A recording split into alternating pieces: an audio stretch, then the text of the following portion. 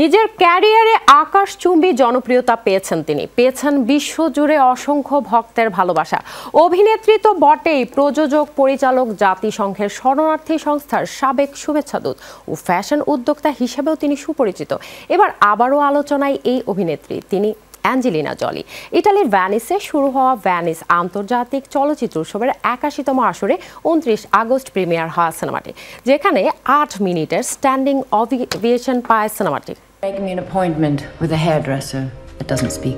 একজন দুষ্ট রানী, যুদ্ধের ময়দানে সাংবাদিক, হ্যাকার কিংবা আন্তর্জাতিক গুপ্তচর, সব চরিত্রই তিনি ফুটিয়ে তুলেছেন জীবন্ত রূপে।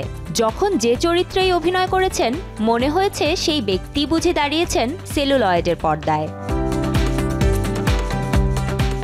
মারিয়া ক্যালাসকে ধরা হয় গত শতকের অন্যতম সেরা অপেরা গায়িকা।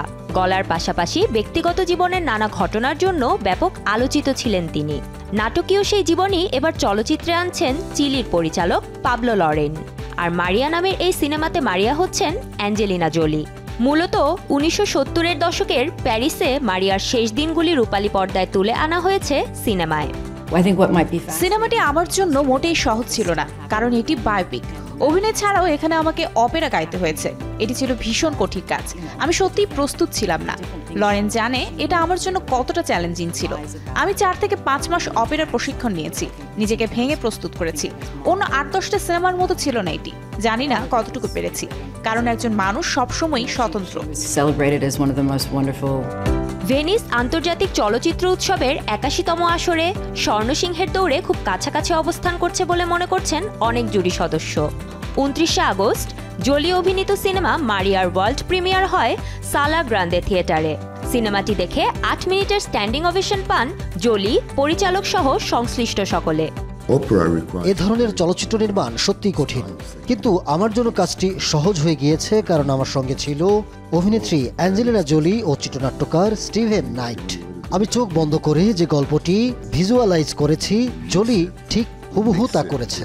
তবে সে খুব পরিশ্রম করেছে, কারণ অপেরা করাটা সহজ নয়, এটা বেশ কষ্টসাধ্য। ৮ মিনিটের স্ট্যান্ডিং ওভেশনের পরে আবেগ আপ্লুত হয়ে পড়েন এই অভিনেত্রী। আনন্দের অশ্রু মুছে তিনি সকলকে কৃতজ্ঞতা প্রকাশ করেন। সেই সাথে ধন্যবাদ জানান সিনেমাটির সংশ্লিষ্ট সকলকে। অস্কার জয়ে সিনেমাটি নিয়ে অনেকেই আশাবাদী। দীর্ঘ ১৫ বছর পর সিনেমাটি অ্যাঞ্জেলিনা জোলিকে অস্কার বিজয়ে সাহায্য করবে বলে মনে করছেন অনেক সিনে বিশ্লেষক। চলতি বছরের শেষের দিকে নেটফ্লিক্সে মারিয়া সিনেমাটি স্ট্রিমিং শুরু হবে বলে জানা যায়। Supriya Saha, showbiz tonight.